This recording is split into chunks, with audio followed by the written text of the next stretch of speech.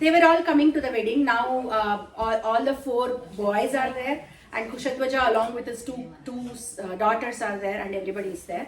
And now at this point of time, yes. I thought Seetha grew up with Mandavi and Shrutakirti. No, Seetha grew up with Urmila.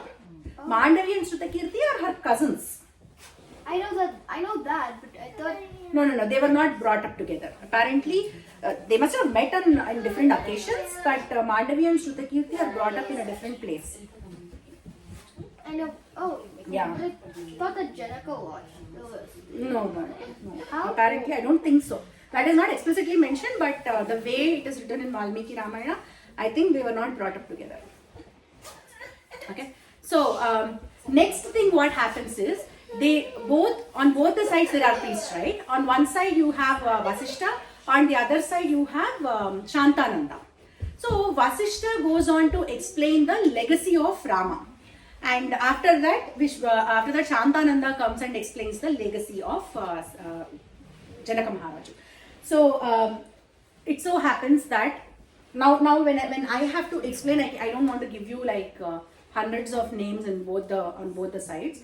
I'll just give you the most important of the people that you need to remember, and that you can relate in some or the other stories, right?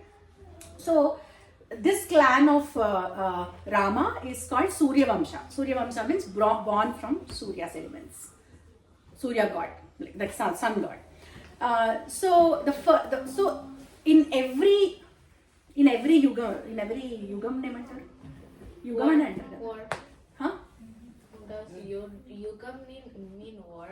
Every century, something like that. Not century. So the entire time is divided into yugas. Kruta Yugam, Treta Yugam, Dwapar Yugam and Kali Yugam. Not centuries. Century is 100 years. But Yugam is some thousands of years, and in some cases lakhs of years. Hundred thousands of years. Not millions. So remember this as like this. I will actually explain the time in the Indian context later, but for now remember that Rama is from Treta Yugam. Okay, there are four yugas, and all 4 of them together are called Chatur Yugam. Chatur means 4, Chatur Yugam, and Rama belongs to Treta Yugam. Okay, and before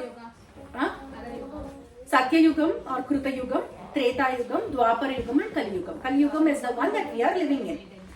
So the first person of it's like Adam and Eve story, guys. They are the first human beings, right? Adam is the first man and Eve is the first woman. Like that, in our context, in Indian, in our Sanskriti, Manu is the guy, the first human being. And that is the reason we are all called Manushya Jati. Manushya means humans. Manu is the forefather of everybody. Wait. Forefather of everybody. Okay? So, I don't know. Somewhere BC. You know how you said Manu is the forefather of everyone? Is he the forefather of Christians too? To the entire humankind. So at the beginning, there are not so many religions. Hinduism is the oldest religion that almost the entire world accepts. There are no controversies about it. Most of the people, like 99.9% of people accept that Hinduism is the oldest religion. Nothing existed before Hinduism. So with that said, Manu is the forefather of everybody, every human being on the earth. That is how I would read it. So now it is Manu.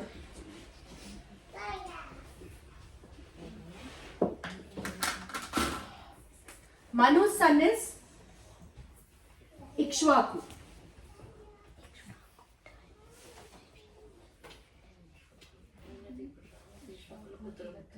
So lot of times when Rama is referred to, he is referred to as Ikshvaku Kulatilaka or something like that. There are a lot of songs which take the reference of Ikshvaku. So Ikshvaku is the first person belonging to the dynasty of Rama. And then after a lot of other generations, then there comes another great king called Raghu. That is why Rama is called Raghurama, because he belongs to Raghu's clan. That is how he is referred to as. And then after another few generations, Trishanku is born. We have learned about Trishanku lot about Trishanku, right? So Trishanku also belongs to the Rama's dynasty. Yes. In Hindi, Rama is called Raghav or something. Yes. Yes. Yes. Since Ikshvaku was the first person to be in Rama's dynasty, is that why it's called the Ikshvaku race? Yes, that is why it is called Ikshvaku race. Okay, and hold on a second. Okay, Manu is the earliest one, and his son is Ikshvaku, and he is the first king of Ayodhya. That is why it is called Ikshvaku race. And then from there it is called his son is called Vikukshi, Bana. I'm not going to give you all those names, and we can just try to remember some of the important names. Yayati is another important name. When you read some of the stories, or when we cover some of the stories, you will hear about Yayati also. And in the reverse order, let us come in the reverse order. Rama's father is Dasharatha. And his father is Some random person. Aja. It's easy to remember. Aja. And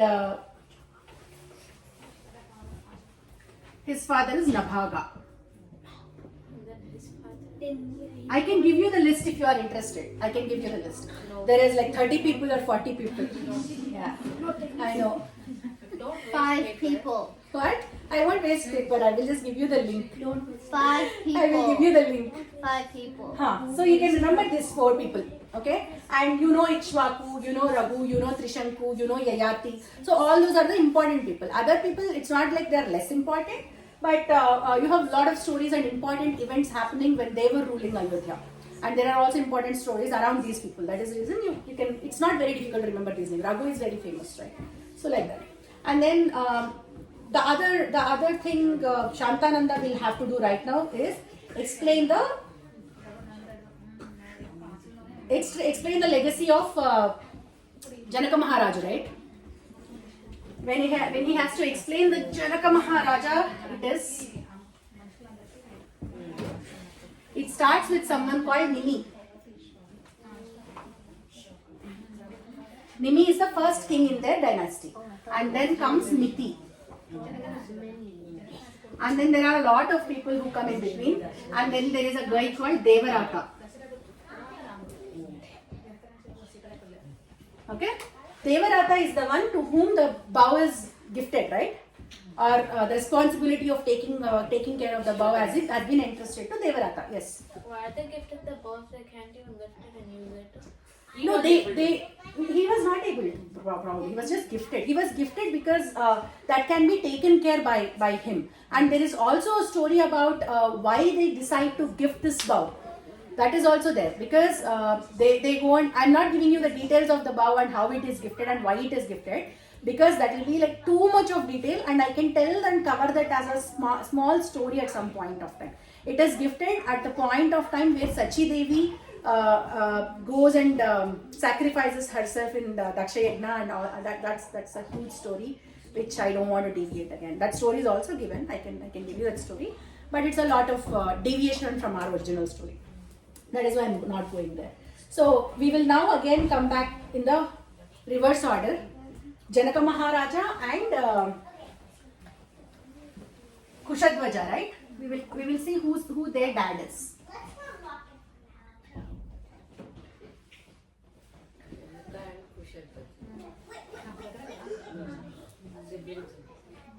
Their father is Sudhanva. Let us stop here. Let's not get into more names. So Janaka Maharaja's dad is Sudhanva. So Sudhanva is apparently the grandfather of Seethadevi, right? And the kingdom name of Kushadwaja is Sankasya. That is the name of his kingdom. Sankasya. Yes. So Sudhanva's great grandfather. Sudhanva's Sudhanva's great grandfather Devarata. No, Devarata comes in between. There are so many people in between Devarata and Sudharma. I'm not giving you the details of all that because yes. So back then, did people have like a last name? They did not have last name. They rather had a name for their dynasty, like Ikshwaku dynasty, right? Like that, there's a name for their entire family. But it doesn't exactly translate into the family name or surname as we have today. Our surnames are different now because if there is a family that has moved from one place to another place, that family would get referred to the place name. So that eventually became their family name. I can give you an example later. Okay? So now each of both the family sides know their legacy and where they come from, what they are, and so on and so forth. Now next they decide we will perform the marriage on so and so date, and then they start the preparations of marriage. So before the marriage happens, Dasharatha does one most important thing, that is giving donations to people. So in Valmiki Ramayana, a lot of things are not explained in detail as to what are the things that he gave in donation. But only thing that is mentioned and worth mentioning is he donated 400,000 cows in the name of all the 4 sons. So 100,000 cows per each son. That is how he distributed or he donated all the cows. The reason why cow donation is mentioned and not like they did not mention about gold donation or silver donation or land donation, because cow is the most sacred and most important thing in the Hindu Sanskriti. That is the reason they thought it is worthwhile to mention the cow. So when they give the cow, they also give all the things that in donation, and after that the marriage ritual starts.